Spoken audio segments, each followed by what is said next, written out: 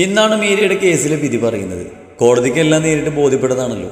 അതുകൊണ്ട് വിധി പറയാൻ ഇനിയും താമസം ഉണ്ടാവില്ലെന്ന സന്തോഷത്തിലാണ് എല്ലാവരും. മീരയ്ക്കൊപ്പം മഹിയും ധ്രുവനും രാജും മാത്രമാണ് വന്നത്. ഹരിക്ക് വേണ്ടി ദേവൻ മാത്രം. കേസ് വിളിക്കാൻ നേരം ഒരുപാട് പോലീസുകാരുടെ നടുവിലൂടെ വിലങ്ങണിഞ്ഞുകൊണ്ട് നടന്നു വരുന്ന ഹരിയെ മീര ഭയത്തോട് ഉറ്റുനോക്കി. എന്നാൽ അവനെ പച്ചക്ക് കൊളുത്താനുള്ള പകയോടെ നോക്കി നിൽക്കുകയായിരുന്നു മഹി. അത് ദേവൻ കൃത്യമായി കാണുകയും ചെയ്തു. മുഷ്ടി ചുരുട്ടി വലിഞ്ഞു മുറുകിയ മുഖത്തോടെ നിൽക്കുന്ന മഹിയുടെ വന്യമായ ഭാവം ദേവനെ ഭയപ്പെടുത്തി. ഹരി മീരയെ പകയോടെ നോക്കിക്കൊണ്ട് അവളെ കടന്നുപോയി.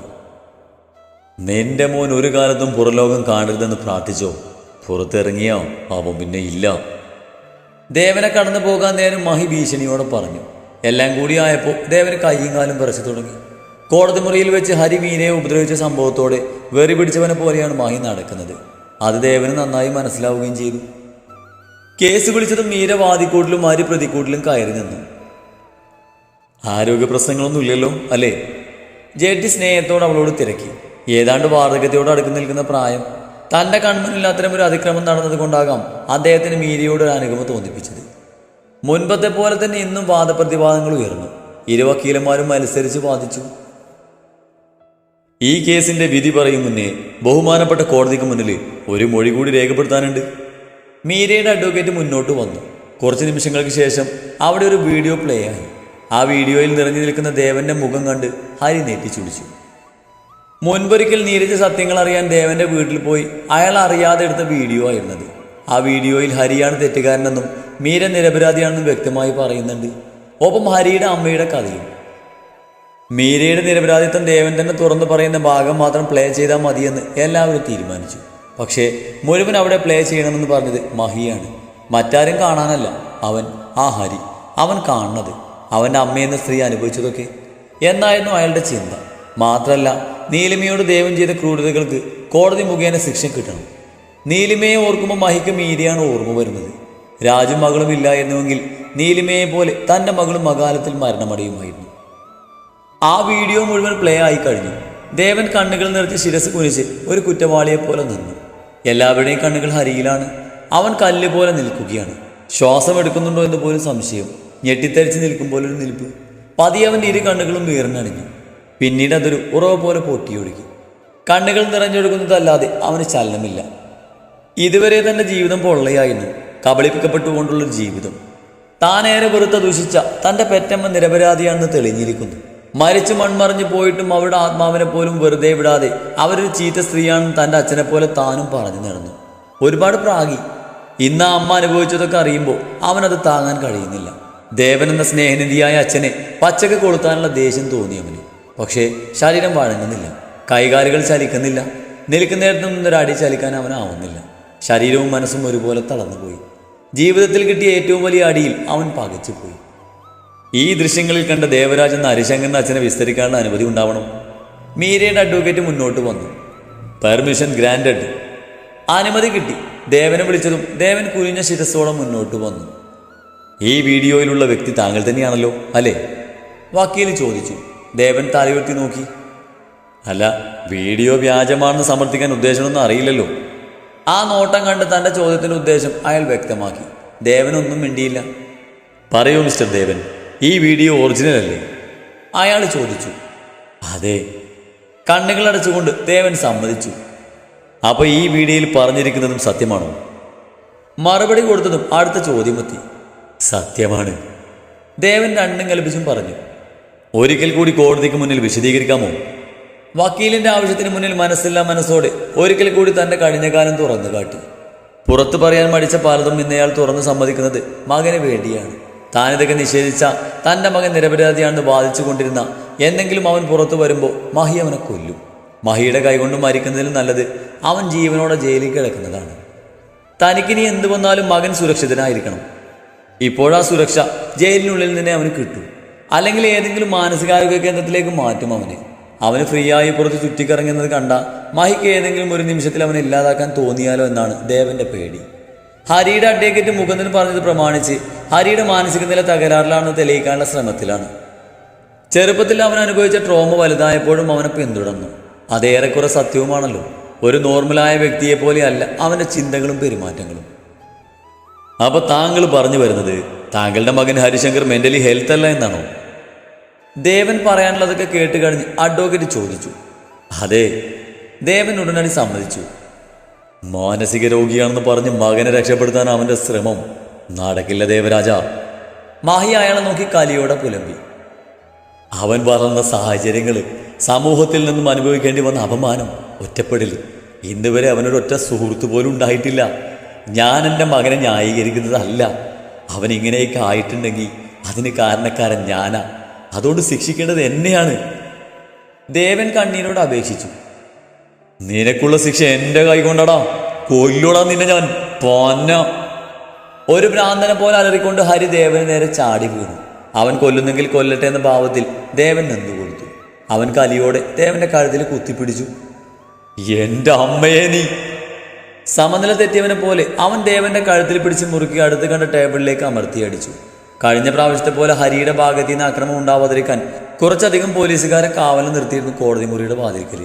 അവരകത്തേക്ക് ഓടിയെത്തും മുന്നേ ഹരി ദേവനെ മലർത്തിയടിച്ച് കഴിഞ്ഞിരുന്നു. പോലീസുകാർ ഹരിയെ പിടിച്ചു വെച്ചു. അവരുടെ കൈകളിൽ കിടന്നവൻ കുതറി. അലർച്ചയോടെ കുതിർന്നവന്റെ ബോധം പതിയെ പതിയെ മാഞ്ഞു തുടങ്ങി. ഒടുവിലവൻ പോലീസുകാരുടെ കൈകളിലേക്ക് കുഴഞ്ഞു വീണു. അമ്മ! നിമിഷങ്ങൾ കഴിഞ്ഞു പോയതും അവൻ ഏതോ ലോകത്തെന്ന പോലെ വിളിച്ചു. ഓർമ്മ വെച്ചതിൽ പിന്നെ അമ്മയെന്ന വാക്ക് സ്നേഹത്തോടെ ഉരുവിടുന്നത് ഇതാദ്യമായിരിക്കും. അവന്റെ കണ്ണുകൾ നിറഞ്ഞൊഴുകി. കണ്ടു നിന്നവർ ചിലർക്കെങ്കിലും അവനോട് സഹതാപം തോന്നിപ്പോയപ്പോൾ അന്ന് തന്നെ കേസിന്റെ വിധി വന്നു. മീര നിരപരാധിയാണെന്നും അവൾ അനുഭവിക്കേണ്ടി വന്ന ക്രൂരതകളും കോടതിക്ക് ബോധ്യപ്പെട്ടിരുന്നു. എന്നാൽ പ്രതിയായ ഹരിശങ്കർ ഒരു മാനസിക രോഗിയാണെന്ന സംശയം കണക്കിലെടുത്ത് ഒരു മനഃശാസ്ത്ര വിദഗ്ധന്റെ കൗൺസിലിങ്ങിന് കോടതി നിർദ്ദേശിച്ചു. പ്രതി മാനസിക രോഗിയാണെന്ന് ബോധ്യപ്പെട്ടാൽ ഹരിയെ മാനസികാരോഗ്യ കേന്ദ്രത്തിലേക്ക് മാറ്റും. അതല്ല, അവന് മാനസികമായ തകരാറുകളൊന്നുമില്ലെങ്കിൽ നേരെ ജയിലിലോട്ടു. നീലിമയുടെ മരണത്തിൽ കോടതി നേരിട്ട് കേസെടുത്തിരിക്കുകയാണ്. ഗാർഹിക പീഡനത്തിനും ആത്മഹത്യാ പ്രേരണയ്ക്കും ചേർത്ത് കനത്തിൽ തന്നെ ദേവന് കിട്ടിയിട്ടുണ്ട്. സ്വയം കുറ്റം ഏറ്റു പറഞ്ഞതിനാൽ ശിക്ഷയിൽ ചെറിയ ചില ഇളവുകളൊക്കെ കൊടുത്തേക്കും. ദേവൻ ഏറ്റു പറഞ്ഞതിലൊക്കെ സത്യമുണ്ടോ എന്ന് അന്വേഷിച്ചറിയാൻ കോടതി പോലീസിനെ ചുമതലപ്പെടുത്തി. നീലിമയുടെ ആത്മഹത്യയിൽ അന്വേഷണം നടത്താൻ കോടതി പോലീസുകാരോട് ആവശ്യപ്പെട്ടു. അതുവരെ ദേവൻ റിമാൻഡിൽ കഴിയും.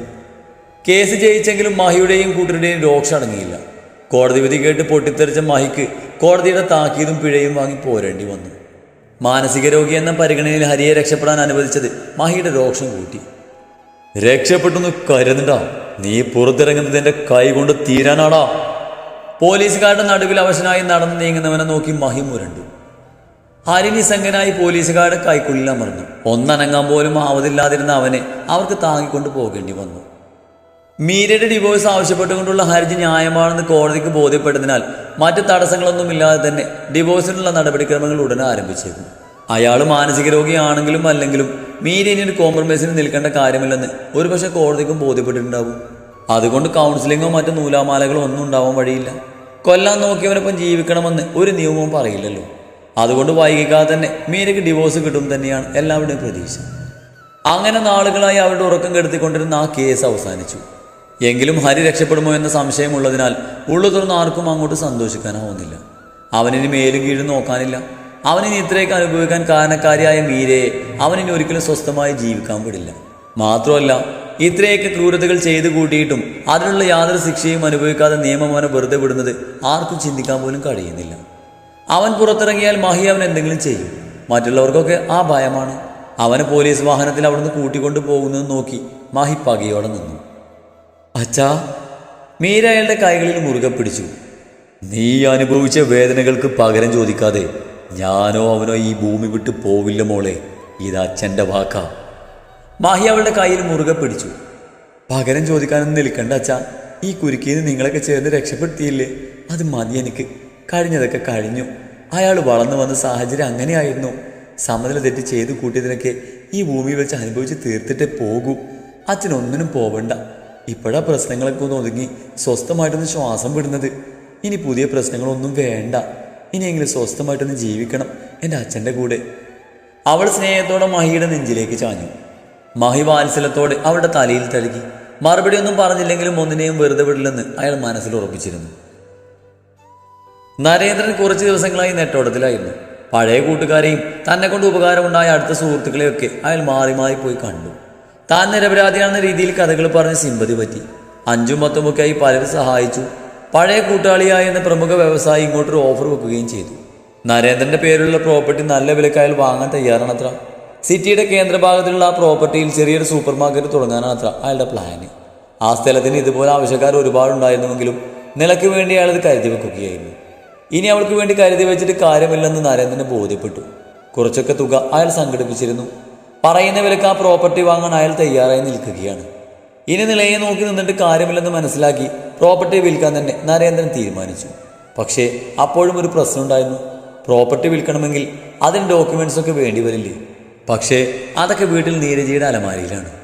അതെടുക്കാതെ എങ്ങനെ കച്ചവടം നടക്കും? അയാളോട് അത് പറഞ്ഞു നോക്കി. പക്ഷേ അയാൾക്ക് കച്ചവടത്തിൽ ബന്ധവും സ്വന്തവും സുഹൃത്ത് ബന്ധവും ഒന്നും ഇല്ലാത്ര.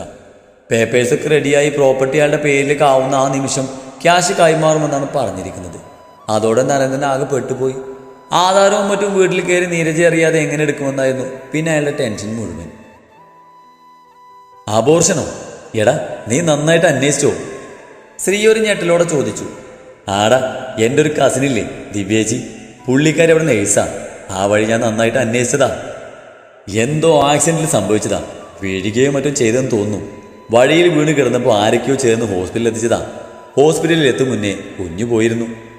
വിപിൻ വളരെ ഡീറ്റെയിൽഡായി ഫോണിലൂടെ പറയുന്നത് കേട്ട് ശ്രീ മുഷ്ടി ചുരുട്ടി. എത്ര മാസം ആയിരുന്നടാ? വൈഫ് പ്രഗ്നന്റ് ആണെന്ന് നീ പറഞ്ഞതുമില്ലല്ലോ. നിങ്ങളാരും അറിഞ്ഞിരുന്നില്ലേ? വിപിൻ ചോദിച്ചു.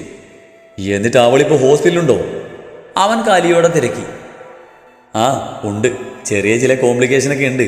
അതുകൊണ്ട് അവിടെ അഡ്മിറ്റാണ്. അല്ല, ഇത്രയൊക്കെ സംഭവിച്ചിട്ട് നീ ഒന്നും അറിഞ്ഞില്ലേ? എന്തെങ്കിലും പ്രശ്നമുണ്ടടാ? വിപിൻ ആശങ്കയോടെ തിരക്കി.